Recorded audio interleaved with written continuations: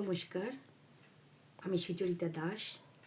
অপেক্ষার শেষ ৪৯তম কলকাতা আন্তর্জাতিক বইমেলা অনুষ্ঠিত হতে চলেছে। এই বইমেলায় আমার এই বইটি সময়ের কবিতা প্রকাশিত হতে যাচ্ছে। টেকনোলজির ঝড়ে ডিজিটাল যুগে সভ্যতার উন্নতি ক্রমবর্ধমান। তারই অন্তরালে প্রবাহমান সময়ের অনুভব, কিছু কথা, কিছু ব্যথা, জীবনের বোঝাপড়া, হারিয়ে যাওয়া ক্ষয়ের চিত্রগুলি এক একটি কবিতায় প্রকাশ পেয়েছে। সকলকে আমার প্রীতি ও আন্তরিক শুভেচ্ছা জানাই। আসুন বইটি সংগ্রহ করুন, পড়ুন এবং পড়ান।